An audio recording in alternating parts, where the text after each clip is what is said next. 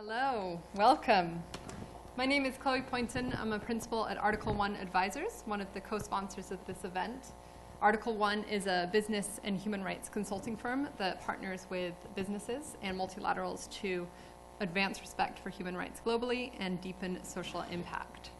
As you know, this panel is focused on the challenges, and so we want to dig into that a little bit before we start talking about what we see as the very significant potential of innovation in this space.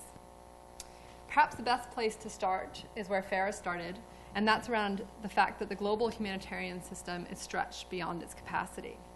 The number of people in need in the humanitarian assistance space has doubled over the last 10 years and is expected to keep rising. Today, 60 million people have been forced from their homes, and the average time that they spend in displacement is now 17 years. While the humanitarian system has never reached more people, it's no longer able to address the scale and complexity of the current and future challenges. Faced with growing resource constraints and the realization that many humanitarian tools and services are ill-suited for modern emergencies, humanitarian agencies are starting to look to new partners and see opportunities presented by partnerships with business, including support in developing product and process innovations. However, there are concerns and challenges to this.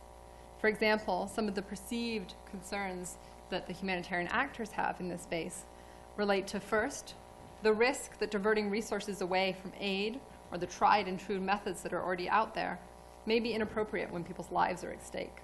So this concern about gambling.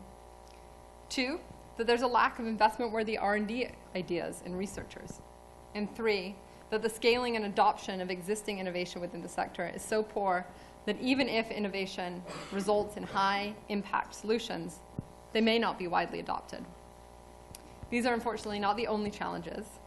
And to further discuss these challenges, we've put together an impressive group of panelists to talk about that. In the panel, we'll talk about these challenges, but also hint at some of the solutions that we'll be talking about in the next session as well. We've got a panel of strong believers in the power of innovation. I'll first be joined by Brian Grogan. Brian is the Chief of Policy Analysis and Innovation at UN OCHA. He'll be followed by Jim Fruchterman, the founder and CEO of Benetech.